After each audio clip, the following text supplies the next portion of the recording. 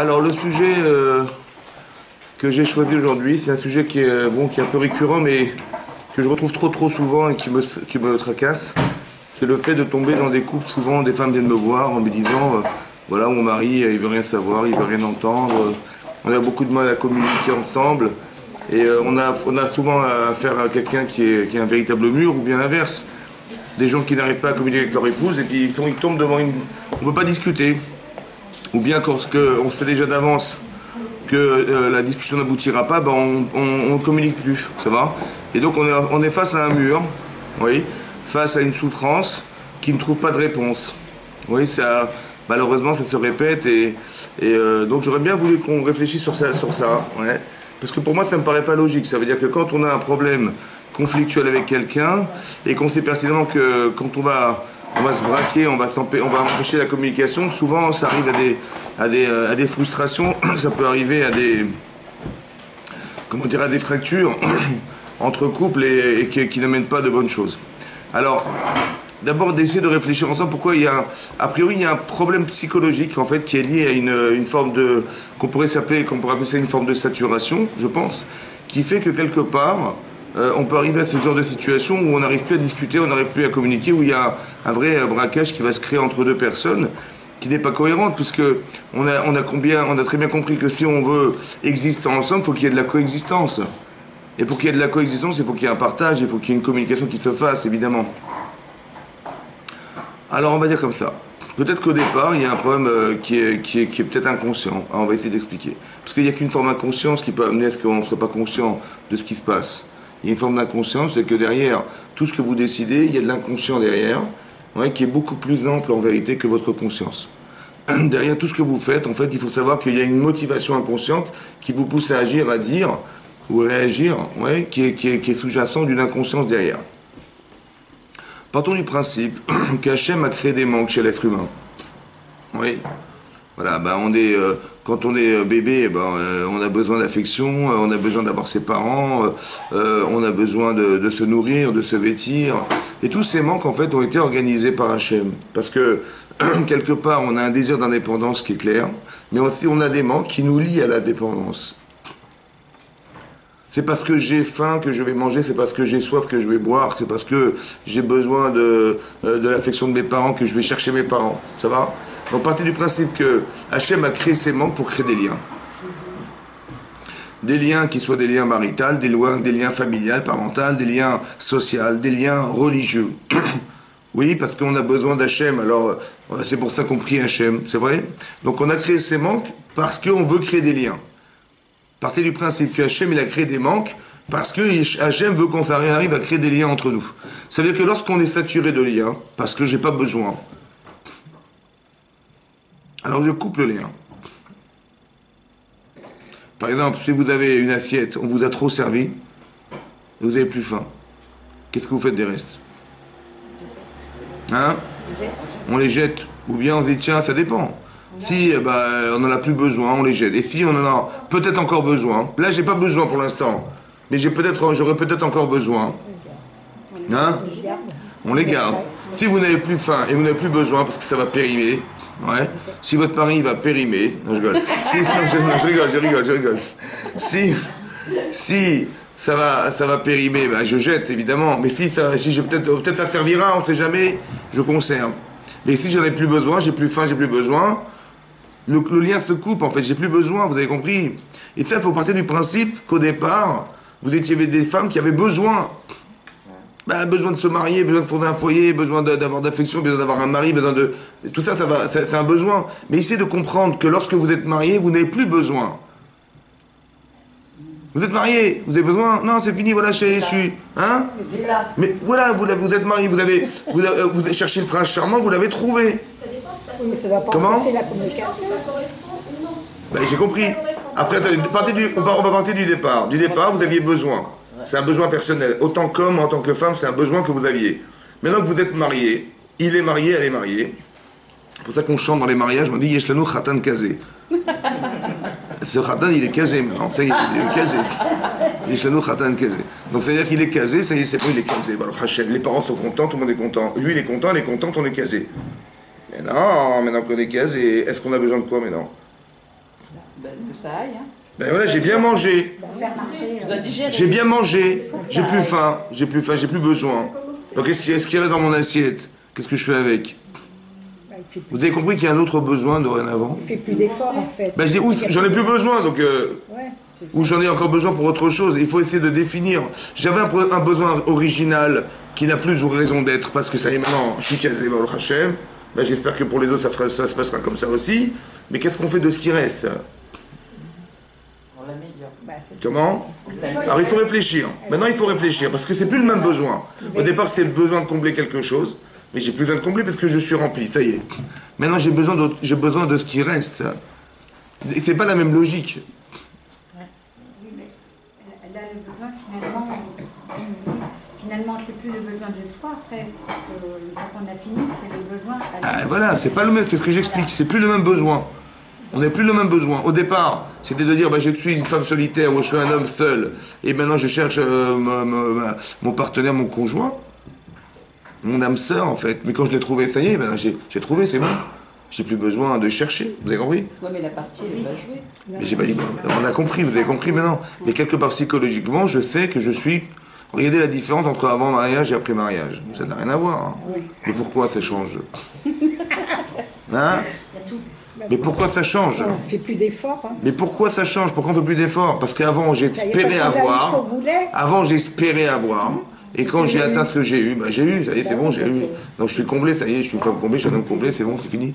Et c'est un problème parce que ça veut dire qu'on est dans une logique d'essayer de combler quelque chose qu'il a manqué d'avoir. Et maintenant qu'on l'a eu, ça y est, c'est bon.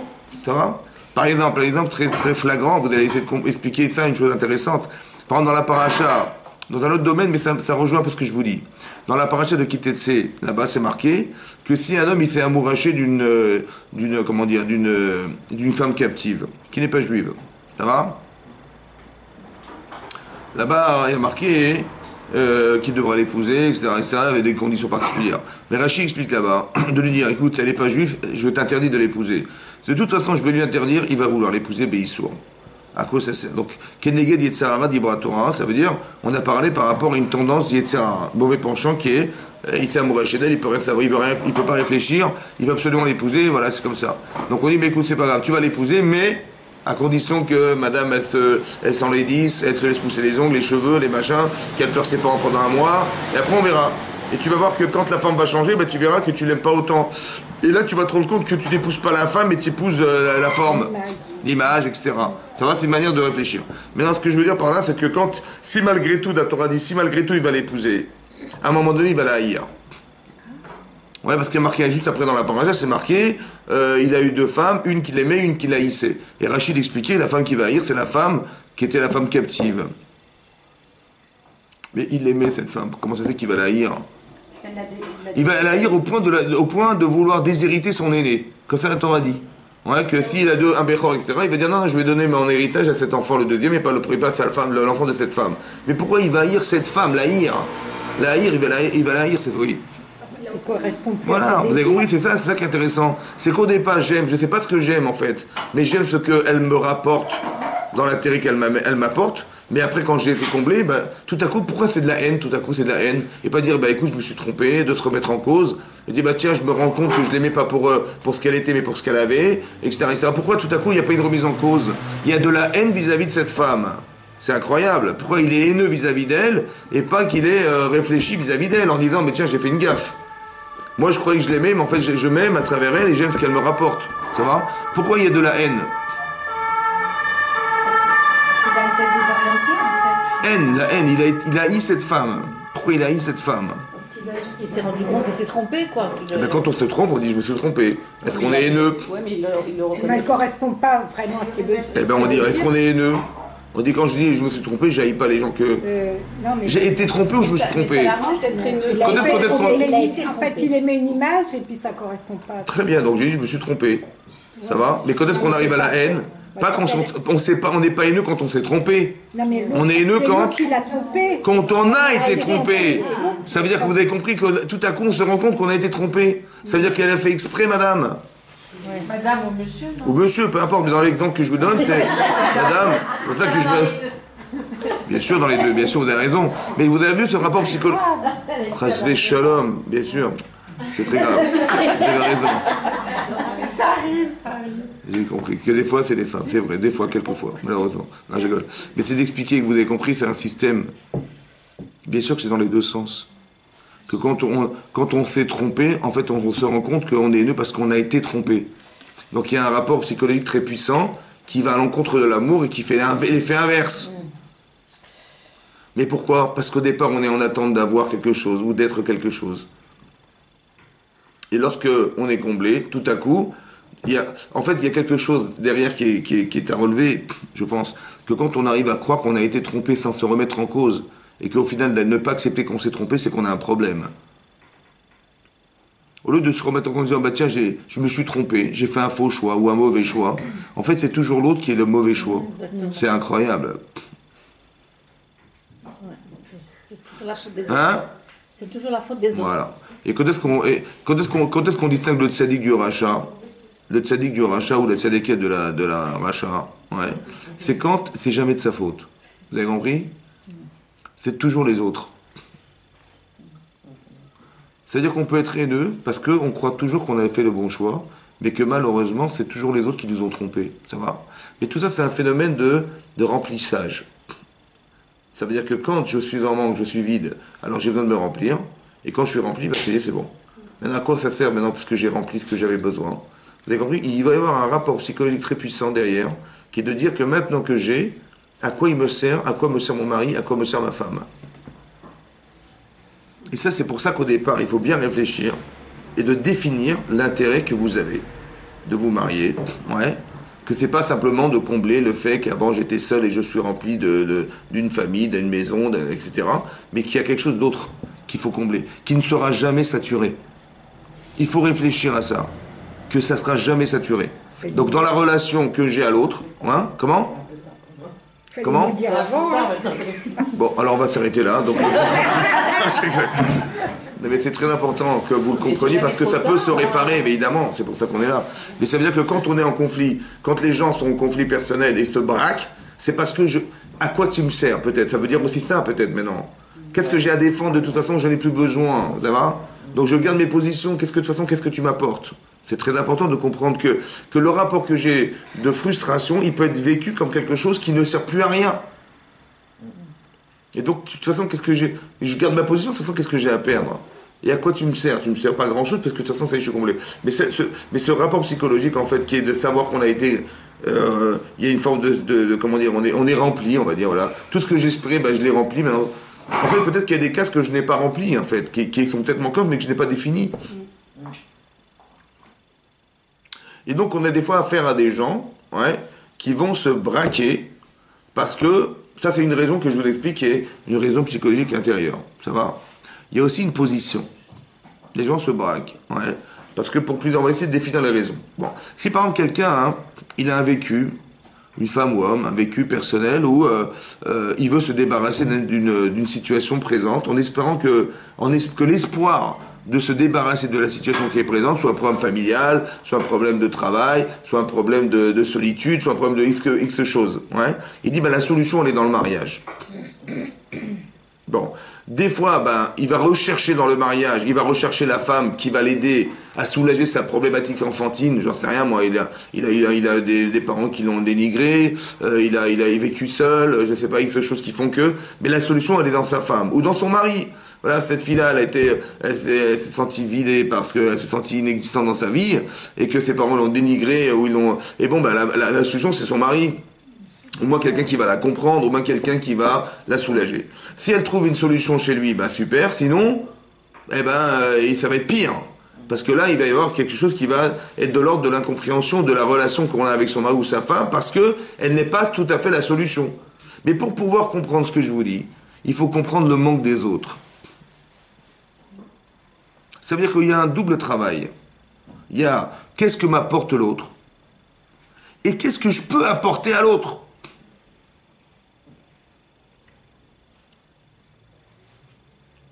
Quel est le manque? Par exemple, si une fille elle a vécu en dehors de sa famille, madame elle s'est débrouillée toute seule, ou monsieur s'est débrouillé tout seul, il s'est battu pour... il espère que dans son vie de mariage, ça sera plus comme ça. Au moins quelqu'un qui me considérera, donc il attend d'être reconnu comme quelqu'un.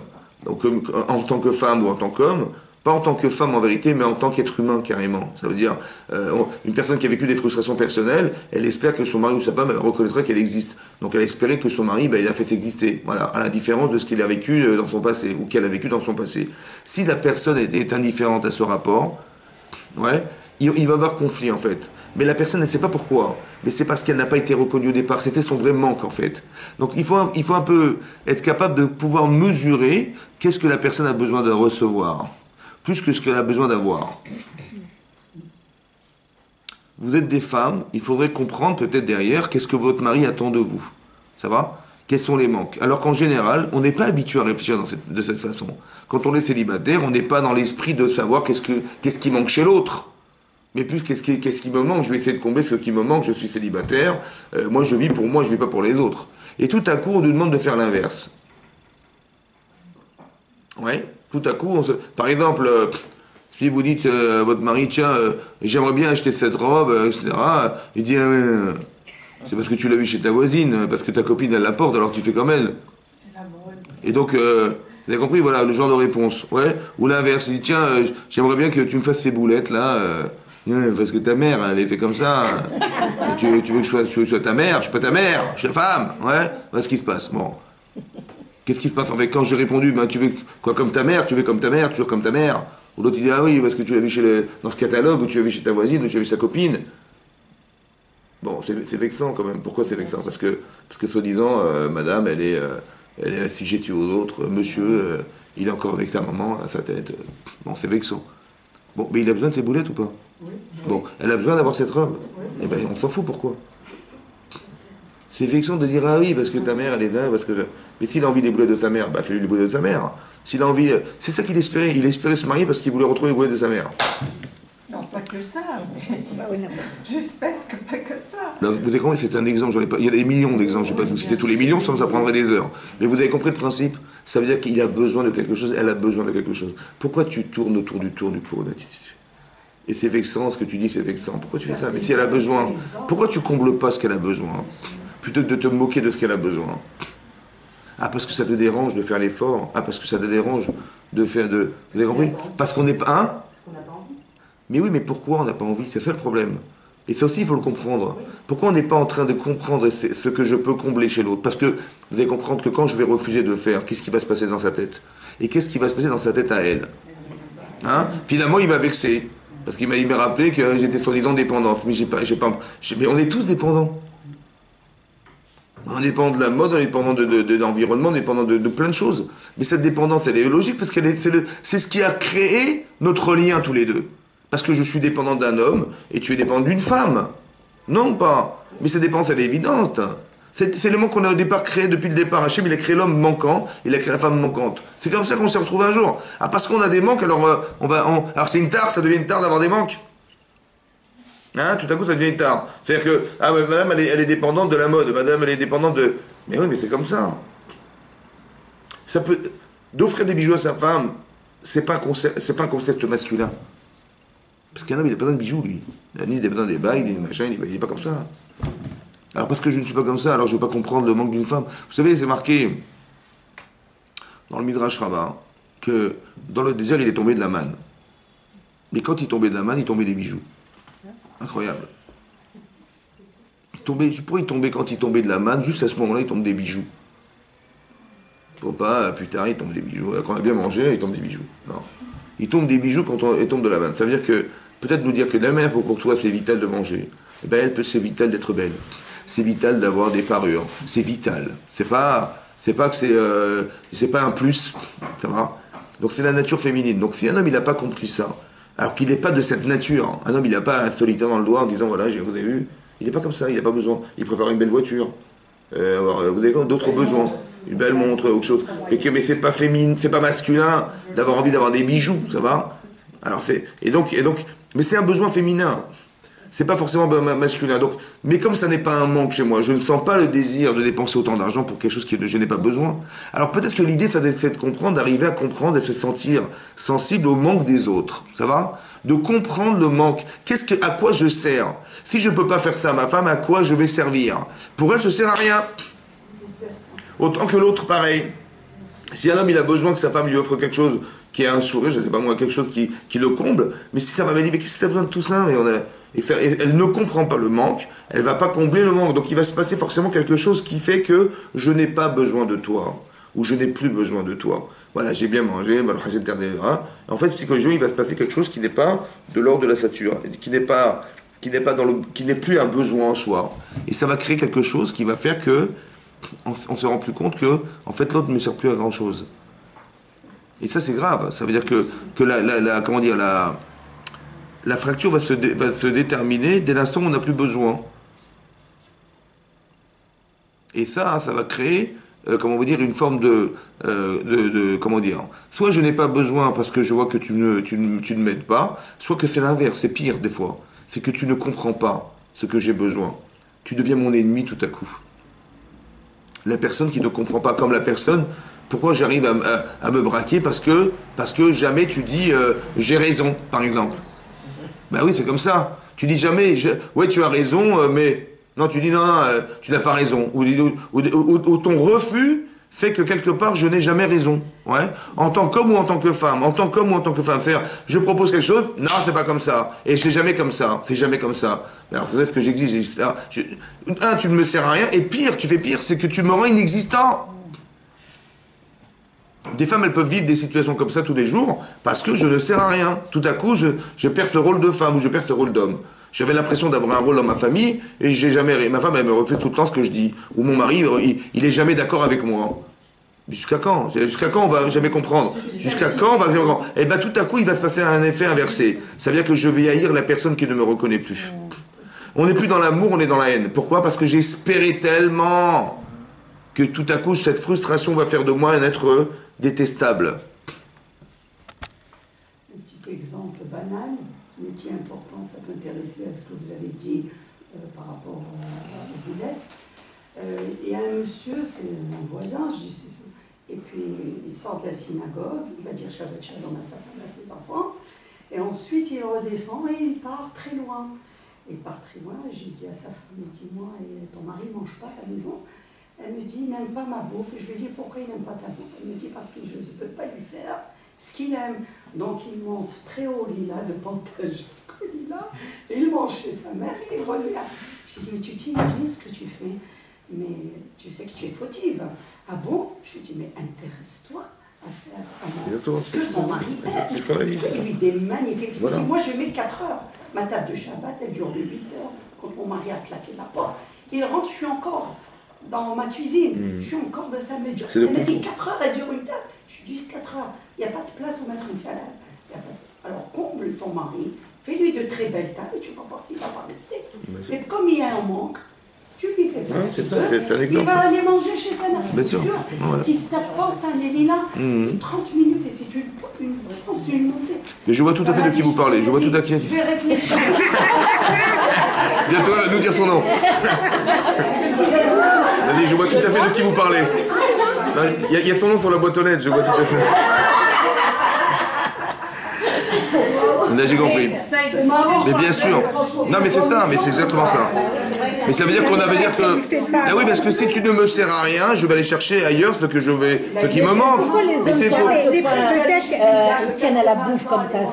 Parce qu'il y a une compagnie, parce qu'elle n'a pas dit où il est parti. Ah, mais vous n'avez pas dit où il est parti, mais il a pris... Non, il y a une compagnie qui s'appelle la Bouffe Tanza, qui est très connue.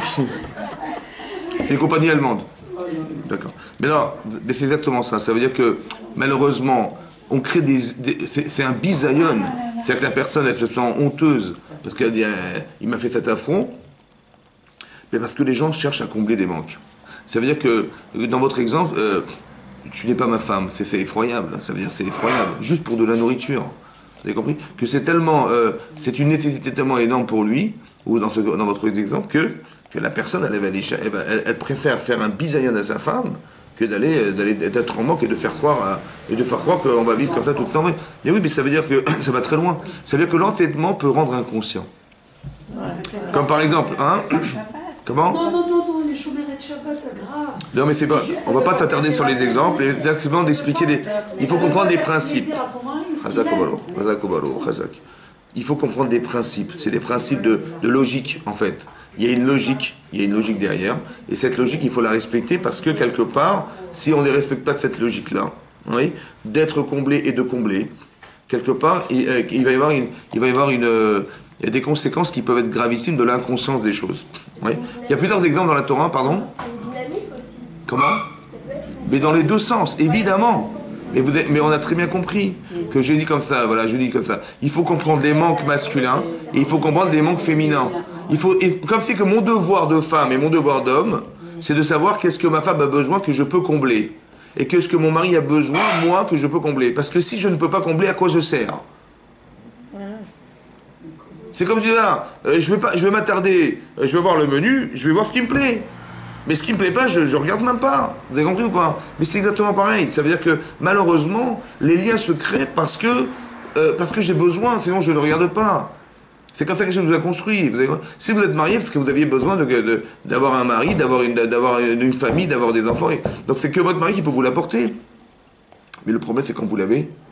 Vous avez le mari, vous avez la famille, vous avez les enfants. Qu'est-ce qu'on fait maintenant?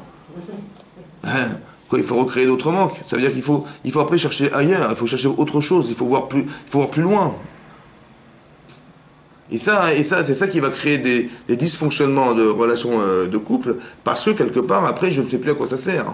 Qu'est-ce que j'ai besoin de combler en famille et voilà, j'ai eu ma famille, j'ai eu mes enfants. Ça peut créer des problèmes, même de relations entre mari et femme, parce que maintenant que j'ai eu mon enfant, à quoi ça sert que j'ai des relations avec mon mari, parce que de toute façon j'ai déjà mon enfant. Vous avez compris? Et on peut se vexer, et on peut couper la relation carrément, parce que madame elle est maman, ou parce que ça y est, elle est comblée, elle n'a pas besoin.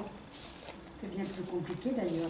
Comment? C'est bien plus compliqué, une fois que la famille elle est établie, de reconstruire quelque chose. Mais c'est ce que je vous explique. C'est une autre réflexion d'essayer de combler quel manque j'ai besoin de combler. Voilà. Et tant que je n'ai pas défini ça, ou je n'ai pas défini ce qui me manque, ou je n'ai pas défini ce qui manque, ce qui peut manquer, bah, tout à coup, je suis comblé. C'est comme ce qui me reste dans mon assiette. Qu'est-ce que je fais avec? Et vous pensez que les hommes et les femmes se posent ces questions ou ils vivent leur vie normale? Ben non, c'est pour ça qu'on fait ces oui. cours. Ben oui, c'est pour ça. Vous avez compris. Ben oui, c'est pour ça que je fais cours. Sinon, je n'ai pas besoin de venir. Évidemment, c'est ça, vous avez raison. Donc c'est ça. C'est d'arriver à comprendre quels sont les manques.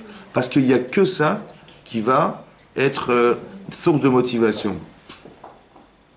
C'est que ça qui est source de motivation. Et l'entêtement peut venir... Alors ça peut venir parce que je ne sais pas définir les manques, autant que ça peut venir par vexation. Oui. Que dans l'exemple que je vais vous donner, par exemple, on va voir que dans la Torah, des exemples dans la Torah on avait donné la semaine dernière, on a donné l'exemple de la femme sota, ouais, qui est la femme qui doit avouer sa faute.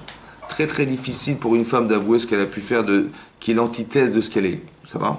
Et donc on voit bien que le Cohen, on va faire un scénario incroyable, on va lui proposer de quoi? Voilà, c'est le Cohen qui va venir et qui va vouloir faire le shalom.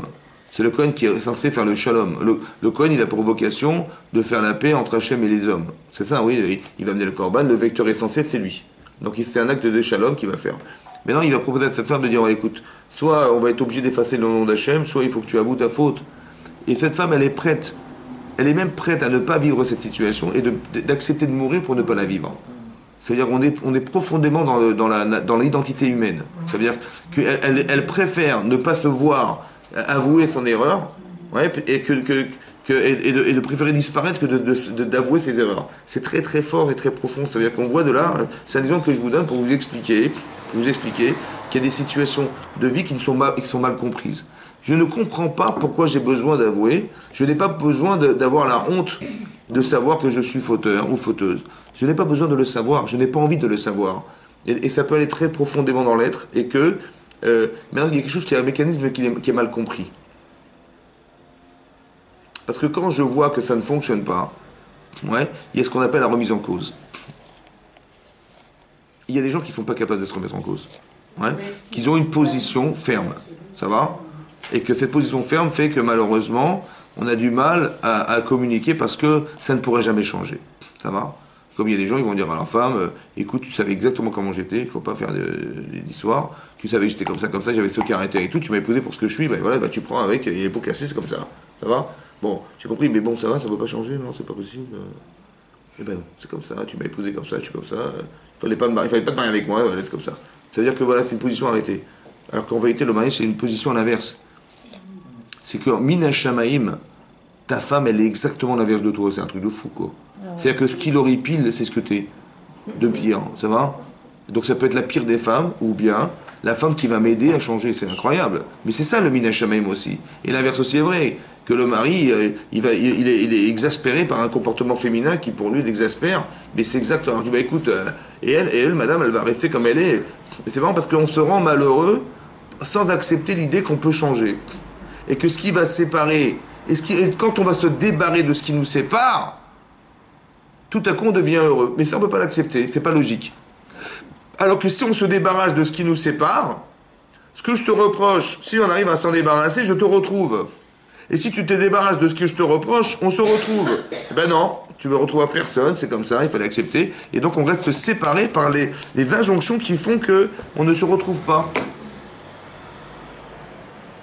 Vous avez compris? Ça veut dire que le shalom, ça serait de se débarrasser de ce qui nous sépare. Et je pense que toute la avoda de couple, c'est ça. Ça veut dire que on est avec ses avantages et ses inconvénients, et on se marie pour se débarrasser des inconvénients. Alors que nous, on pense qu'on ne peut pas vivre avec les inconvénients. Donc on se braque contre un inconvénient. On se sépare à cause des inconvénients. Oui? Quand un homme, il guette sa femme, après, il risque de lui donner... Le guette. C'est ça. Bah oui, parce qu'il avait longtemps qu'il la guette déjà. Ça va? Bon. Mais c'est ça le problème, c'est qu'on n'arrive pas... Ça va? C'est-à-dire que quand on est comment vous dire... quand on est débarrassé quand on est gêné de ce qui nous dérange, combien de temps ça va durer? Ça, on peut pas. Ça va? Et puis, on n'a pas le réflexe d'essayer de réparer ce qui nous dérange, parce qu'en face de soi, des fois, on a des gens qui ne sont pas d'accord de réparer. Alors on est devant un mur et là c'est effectivement on perd espoir. Alors que la personne devrait comprendre ce qu'elle engendre chez l'autre, le manque qu'elle engendre chez l'autre. Parce qu'au départ c'était un manque affectif, mais d'abord c'est un manque qui devient frustrant. Et ça je n'ai pas le droit de l'engendrer chez les autres. Parce que ça va entraîner de la haine. Ça va entraîner plein de choses. Comme il y a un principe dans la Torah, vous savez, l'ifné hiver, avant qu'elle vienne l'hiver, l'ifné hiver, devant un hiver, un ivoirien, l'otité de Mirchol, ouais, devant un aveugle, ne met pas d'embûche. Ça veut dire quoi? Devant un aveugle, ne met pas d'embûche. Hein? Ça veut dire qu'un homme, s'il est très avare, c'est pas la peine de lui demander... La personne est aveugle. Voilà. Alors qu'est-ce que je fais? On peut mettre des embûches devant elle, quoi. Quand je lui demande de faire quelque chose pour moi alors qu'il est aveugle. Il va lui demander par exemple d'allumer la lumière. Alors c'est ça. Devant un aveugle, ne met pas d'embûche, ça peut s'exprimer comme ça aussi. Par exemple, une halakha. Je prête de l'argent à quelqu'un sans écrire que je t'ai prêté de l'argent à telle date et qu'il faut la rendre à telle date et tu signes. Je ne fais pas ce processus. Je lui prête de l'argent, on est des amis, je lui prête 10 000 euros. Alors? C'est un Torah, ça. C'est pourquoi? Parce que demain, il peut renier, même par amitié, parce qu'il ne pourra pas rembourser, il pourrait dire, écoute, cet argent, tu ne l'as jamais prêté. Et c'est de ma faute ou pas? Mais je dis, mais j'avais confiance, j'ai eu confiance, j'ai prêté sans... Mais non, parce que tu le mets dans une embûche de te mentir pour ne plus te rendre. Devant un aveugle, ne mets pas d'embûche. Vous avez compris ce que ça veut dire? C'est que je n'ai pas le droit de créer quelque chose tout en sachant que derrière, il va être obligé de mentir pour ne pas pouvoir rembourser. C'est pareil. Ça veut dire que psychologiquement, il est plus embêté de te rembourser que de te mentir. C'est incroyable. C'est-à-dire qu'il y a un tiraillement entre deux sentiments qui se contredisent, d'avoir l'honnêteté de reconnaître et d'avoir l'intérêt de ne pas rendre. Et bien ce principe-là, il est humain. Il est comme ça, c'est humain. C'est pour ça que je n'ai pas le droit de... Ça va? Mais ça, il faut le comprendre en couple aussi, c'est pareil. Quand je sais que mon mari va s'entêter ou ma femme va s'entêter, il faut que j'arrive à lui montrer qu'est-ce qu'il a à perdre. Vous avez compris qu'on va perdre ou pas? Si par exemple moi je m'entête, ma femme elle va faire la tête, qu'est-ce que je gagne? Ben, j'ai une femme qui me fait la tête toute la journée. Et je dis, ben, c'est comme ça. Je dis, ben, t'es bête ou quoi? Je dis, ben, t'es bête. Tu vis avec un fantôme à la maison. Ou l'inverse aussi. Vous avez compris ou pas? Est-ce que je gagne ou je perds? Mais tu comprends que tu perds. Tu dis, mais non, mais je garde ma fierté, moi. Mais qu'elle se débrouille, qu'elle c'est elle qui doit changer pour que c'est moi qui vais changer. Vous avez compris ce qui va se passer? Et on va rentrer dans un conflit d'intérêts. Comme si qu'il y avait une compétition, qui c'est qui va gagner? Qui c'est qui va gagner? Voilà. C'est qui court le plus vite. Comme si quand on était dans la cour d'école, je vais te montrer que c'est moi qui cours plus vite que toi. Et je vais m'entêter, et ben c'est toi qui... Tu vas m'accepter tel que je suis, c'est toi qui vas changer. Alors que madame, elle souffre, ou monsieur, il souffre d'avoir une femme comme ça, ou elle souffre d'avoir un mari pareil. Et ben voilà, ben c'est comme ça, ben c'est comme ça. Qui c'est qui va gagner? Ben tu verras, c'est moi qui vais gagner. Pourquoi c'est comme ça? Ben ça, c'est quand on n'a plus d'intérêt. Le seul intérêt, c'est de gagner. Vous avez compris ce qui se passe? Ça veut dire qu'on n'a pas été capable de comprendre qu'on avait une autre fonction dorénavant. C'était pas de combler ce qui nous manquait, c'est de combler ce qui manquait.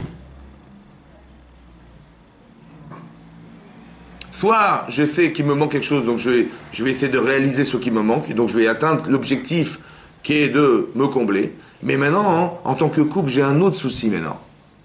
C'est d'arriver à utiliser ce que je suis dans l'intérêt de combler ce qui manque. C'est-à-dire que j'ai une sensibilité de femme qui va m'aider à combler ce qui manque chez mon mari.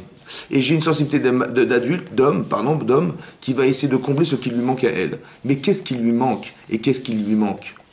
C'est ça mon travail maintenant. Et ça, c'est un travail qui est infini en fait. Vous avez compris la différence ou pas? Dans tous les domaines. Dans tous les domaines. D'essayer de comprendre, par exemple, je pense qu'on a des enfants pour ça. Parce qu'au départ, l'intérêt c'était moi. Mais non, l'intérêt c'est plus moi, c'est l'autre. Mais jusqu'à quel âge? Le plus bas âge. Vous avez compris? Vous allez vous occuper des bébés. Vous allez occuper de... Mais des fois, votre mari, c'est un bébé. Des fois, votre femme, c'est une bébé. Je me demande, mais comment tu te comprends dire un bébé? Mais si tu sais t'occuper des bébés maintenant, bah, tu sais t'occuper des bébés, bah, occupe-toi du bébé. Plutôt de dire que c'est un bébé. Tu vois pas ton petit en train de pleurer dans son lit, tu dis, bah, c'est un bébé. Est-ce qu'on se débarrasse d'un bébé? Non. Ben, des fois, mon mari, c'est un bébé. Ouais, des fois, ma femme, elle est... Hein? Comment? Oui, bien sûr, bien sûr.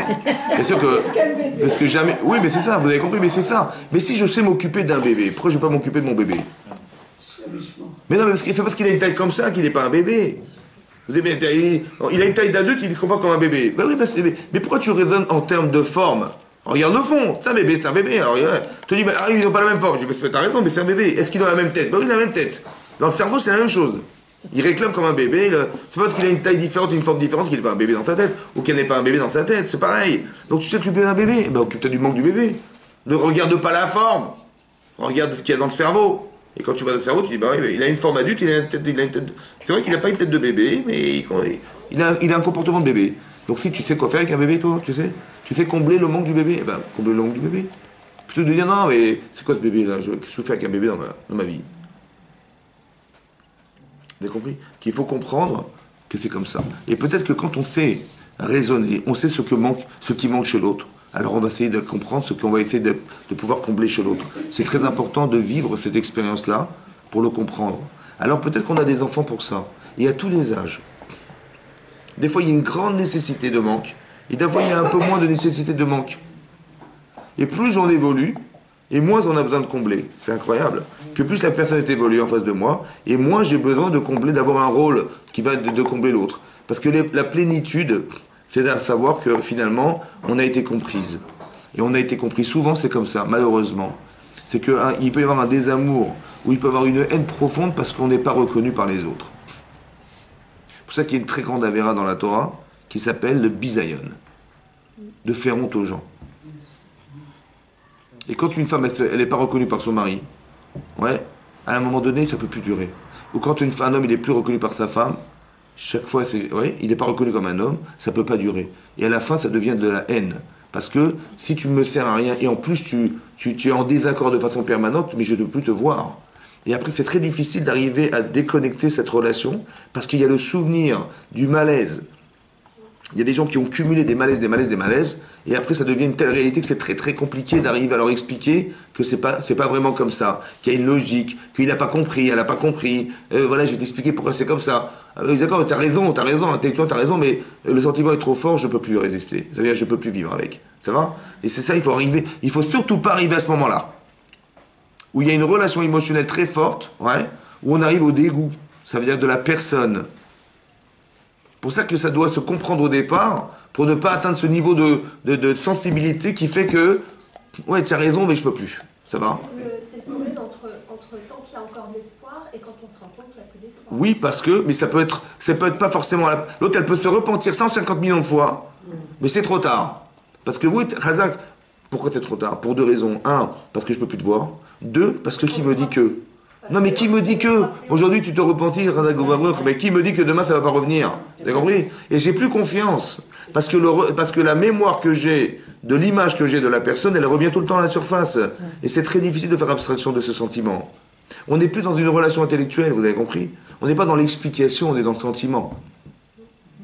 On a raison de plus faire confiance aussi. Comment? On peut plus faire on a raison de plus faire confiance. Pas forcément. Parce que ça veut dire que ça coupe une porte au repentir.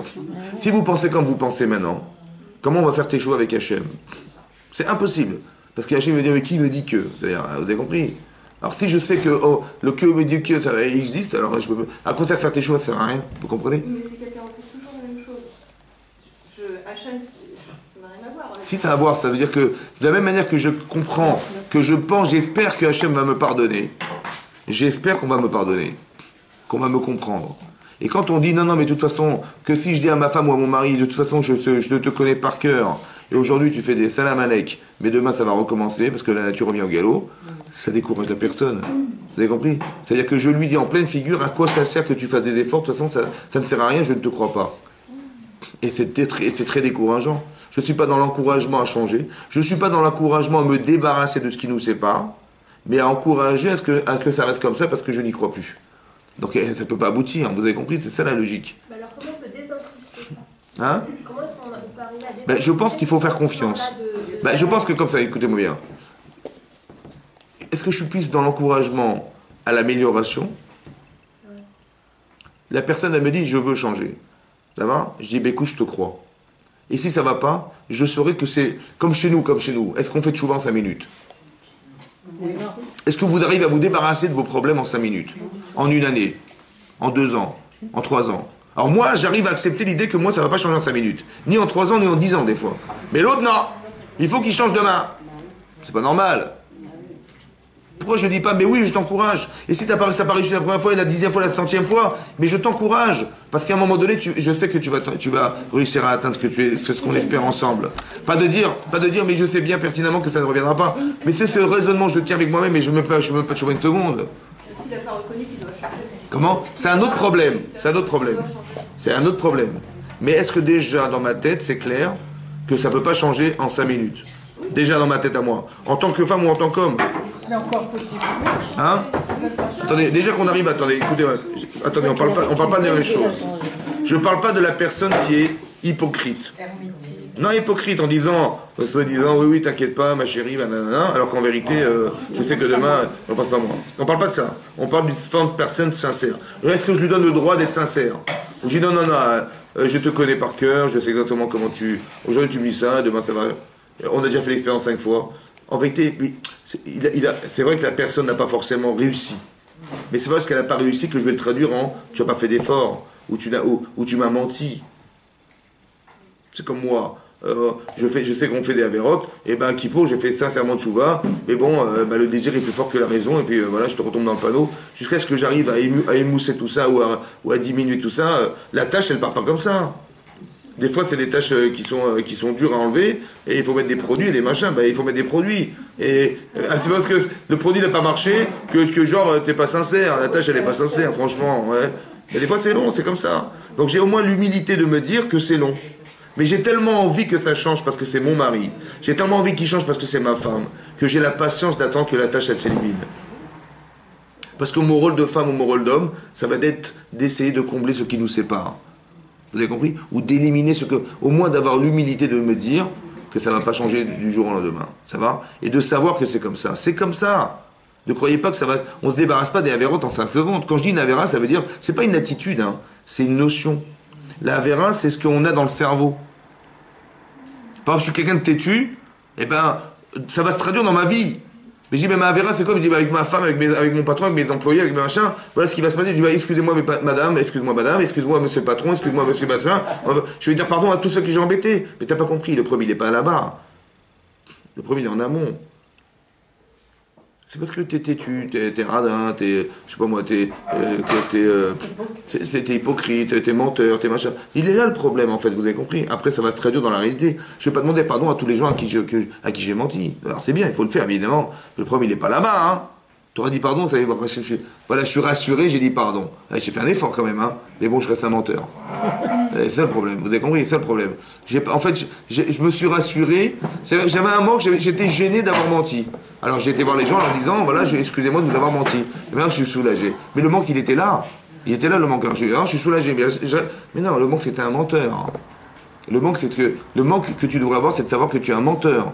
Le manque que tu devrais savoir, c'est que tu es têtu.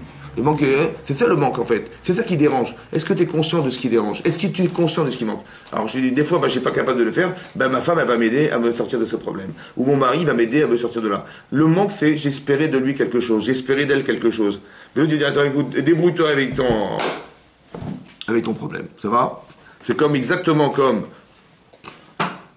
Imaginez-vous, comment elle s'appelle, Rivka, elle est stérile. C'est une femme stérile. C'est marqué dans la Torah, hein. Vaya'ater Yitzhak, il a prié fortement Yitzhak Hachem, l'enochach ishto, en présence de sa femme, qui a carré parce qu'elle était stérile. Ben moi j'étais toujours étonné, je vous l'ai dit une fois, par l'ordre du texte. C'est marqué, il a prié fortement Yitzhak, face à son épouse, parce qu'elle était stérile. Ça va? Moi j'aurais écrit, comment vous auriez écrit dans la Torah, vous? Ben, j'ai prié fortement, parce qu'elle était stérile face à ma femme. Ça va? Bon, qu'elle soit là ou pas là, c'est une chose. Mais c'est pas marqué comme ça dans le texte. C'est pas marqué parce qu'elle était stérile. Il a marqué face à ma femme. Il avait dit face à elle parce qu'elle était stérile. Comme si que la cause de sa stérilité n'était qu'une raison de combler le fait qu'elle n'était pas face à moi. Mais pour comprendre qu'elle soit face à moi, il faut comprendre sa stérilité. Il faut comprendre son manque. Il y a deux façons de réagir. Soit de dire, écoute, de quoi tu me parles là? Tu es stérile, mais il va voir les gynécos. Et moi, je suis pas médecin, de quoi tu me parles? Mais est-ce que je suis médecin? Tu pleures devant moi, mais je suis médecin, moi! Va t'occuper de toi, t'as besoin de me voir. Ou je dis non, elle est stérile, ça me touche. Ça va? Comme si je prenais à charge ce qui lui manquait. Elle espérait de moi quelque chose. Ou bien je ne sers à rien, moi je suis pas médecin, vous comprenez? Je suis pas médecin, moi je suis pas gynéco, moi. Soit j'évacue en disant, mais occupe-toi de tes problèmes. Ou je dis non, je prends en charge ton problème. Parce que si tu t'es pas marié pour que je te dise que va voir un gynéco. Je te sers à rien, vous comprenez ou pas? Il est concerné. Je te sers à rien. Alors que je te sers à quelque chose. Je te sers à appuyer. Tu as tellement besoin de ma prière. Tu as tellement besoin que je sois ton mari. Alors que moi, je dis, mais moi, je ne suis pas ton mari. Quand j'ai dit, je ne suis pas gynéco, je ne suis pas ton mari. Vous avez compris ce qui se passe? Mais c'est ça qui est grave. C'est que je dois comprendre le manque des gens. Et parce que sinon, je n'ai aucun usage, aucune utilité. Tu ne me sers à rien. Qu'à me dire que, finalement, j'ai un problème. Vous avez compris ça? C'est très important que je le comprenne en tant qu'homme et en tant que femme. À quoi je sers? À quoi je peux servir? Pas à quoi ça me sert ou à quoi il me sert. Mais maintenant, dorénavant, à quoi je... Mes enfants, ils ont besoin d'une maman. C'est à ça que je sers. Ils ont besoin d'une femme. C'est à ça que je sers. Etc. Vous avez compris? À quoi je sers? Pas qu'est-ce qui peut me servir? Quand j'étais jeune fille, qu'est-ce qui peut me servir? Mais quand je suis marié, c'est plus le même raisonnement. Parce que si ça reste ce raisonnement, c'est une catastrophe. Parce que ça veut dire que maintenant que j'ai eu ce que je voulais, tu me sers à rien. Ça va? Voilà. J'ai bien mangé, j'ai plus faim. Voilà. Non, mais à quoi je sers maintenant? Et c'est ça qu'il faut comprendre. C'est très important qu'on arrive à le définir, parce que c'est ça qui va permettre dans la durée d'arriver à une forme de perfection personnelle. Autant que de rendre perfectibles les autres. C'est parce que c'est ça le but de la vie. C'est qu'on soit des tzadikim. C'est que mon mari soit un tzadik et que je sois une tzadikette. Donc ce principe-là, il faut qu'on l'explique en couple pour savoir à quoi ça sert qu'on vive ensemble et à quoi ça sert et qu'est-ce que tu as dans de moi. C'est très important que je comprenne le besoin de mon épouse et que je comprenne le besoin que mon mari comprenne mes besoins personnels. Parce que c'est que à ça il n'y a que ça qui va créer des liens. Il n'y a que ça qui va créer des liens. Sinon, il n'y a pas de lien. Quand je n'ai pas besoin, je ne vais pas au magasin. Et quand j'ai besoin d'acheter, je vais au magasin. Et quel magasin, ça dépend de mes besoins, vous avez compris ou pas? Mais c'est comme ça qu'il faut comprendre. C'est ça les liens qu'Hachem crée, au niveau social, marital, religieux. Vous n'avez pas besoin d'Hachem, vous n'avez pas besoin de prier. Hein? Vous n'avez pas besoin d'Hachem, vous n'avez pas besoin de prier. À quoi il vous sert? Il ne vous sert à rien. Il ne sert à rien. Donc quand je suis dans la suffisance, j'ai besoin de rien. C'est grave, quand j'ai besoin de rien, j'ai besoin de rien. Mais non, il faut que tes besoins ils soient comblés. ou que tu combles les besoins des autres. C'est ma fonction. Donc c'est ça qu'il faut comprendre. Chazak, mesdames, Chazak au balouf. Merci beaucoup.